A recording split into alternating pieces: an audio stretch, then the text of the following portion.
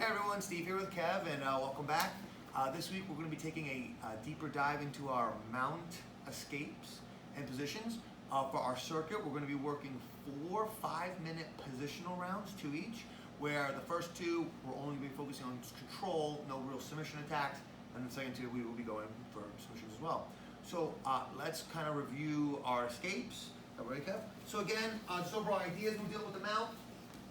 Again, when Kev mounts, I can't let his knees get up high in my armpits. If that were to happen, if I'm in this position, the first thing I'll have to do before anything else is get my elbows down by basically shrimping. I'll be pushing with one foot than the other and driving down with opposing elbows. So I walk myself up, and it's really important that I'm capable of keeping my elbows close to my body. And really, my goal will be to either focus on controlling an arm or going for the hips. I have far more success with the hips, but it's important to know how to bridge for when the opportunity presents itself. Because right now, Kev has kind of low base.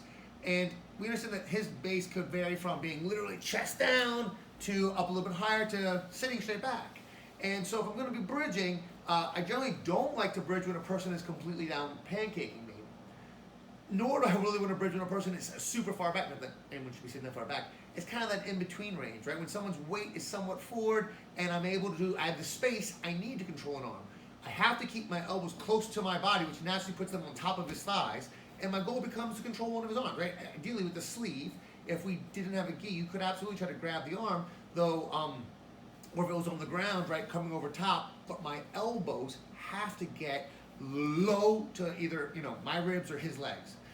If I have the space and I'm controlling elbows down, the next thing is understanding that my feet have to be close to my hips, and whatever side I'm controlling, that's going to be the side I bridge towards, and it really does make a difference to, after I try to trap the foot, take the knee out and turn my head. Really focus on understand that my goal is not to lift Kev up, it's to rotate him over. So when I grab and I look, I drive both feet to the side over. And again, I'm very careful to make sure my partner doesn't hit their head or even slam their shoulder into the side. I'm immediately posturing up.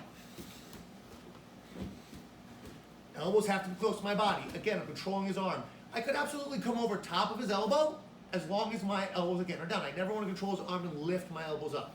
Elbows are down. I would trap, drive, rotating over. I sometimes like to make it a little bit of like a subtle grip as well, right? I'll be here and just quietly get control over the sleeve so the person doesn't really even notice how much control it is. Step, and again, it's kind of a timing thing. When that person's weight's coming forward, rotating, taking away their ability to stay upright. So with with bridging, it really is a matter of controlling the limb, turning your head and your knee, focusing on the rotation. With the lateral hip movement, with shrimping, we often will need an initial bridge to help us get off our side, to get off our back to our side.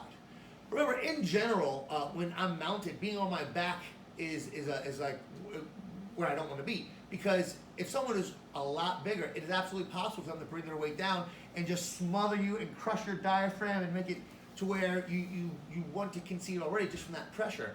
If I'm able to at any point get onto my shoulder, then and he brings his weight down, my diaphragm's not being crushed, right? I can breathe.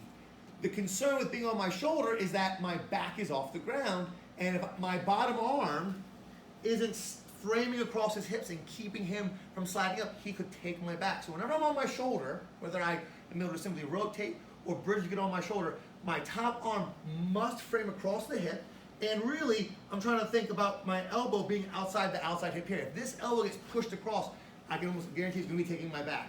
And once I'm on my side, there's more than one way to shrimp, really. And there's more, depending on how I want to either slide my hips, cut out from under his leg. I think it's really great to be able to create this, if you said, so create the context where my elbow is either going to be on top or inside the leg. It's never outside the leg. My hands frame around the hip line, hand on the hip spine, elbows across.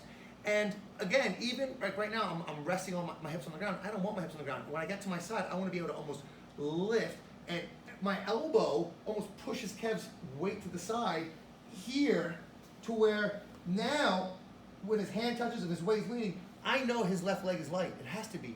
So whether it's my palm, my elbow, my hips will push as my hands frame and my hips slide out. Now once my knees have cleared his hip line, I rotate square up, and I can either go to a butterfly guard, open guard, or closed guard. So again, when I get off my back to my shoulder, I'm often bridging. When I bridge to get off my shoulder, the motion, since my elbow has to go outside his hip, will often drive his weight somewhat to the side. So assuming, especially the lower his weight, now when I bridge, my right elbow takes his weight out enough to where when I go to scoop my hips back, I know there won't be a heavy post behind my lower back. Once my knees clear, my feet come in front, ready to go. One more time. So he's on top, and again, his weight somewhat forward. When I bridge to get on my left shoulder, I can't let my right elbow go across his body. So when it stays on the side, it kind of pushes his weight. Here, at this point, my hands are creating a block, a frame around his hip line, and it's my feet that push my hips back. As soon as my hips and knees go outside from underneath his hip line, I rotate up and square. So again, what we're going to do is we're going to do one round of positional sparring each with a person on top. Is not really trying to like fight for submission, but they're kind of moving, they're holding.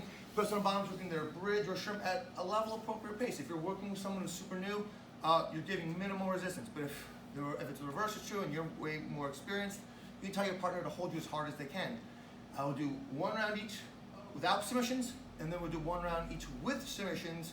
And in the submission round, I also allow people to transition to different positions, meaning if I'm working a choke and the person turns over, taking the back to finish the choke, or not just staying in the mount. With that being said, we'll get moving. The whole thing will just be 20 minutes, and we'll be good to go. All right, guys, so we'll get started in about 2. All right.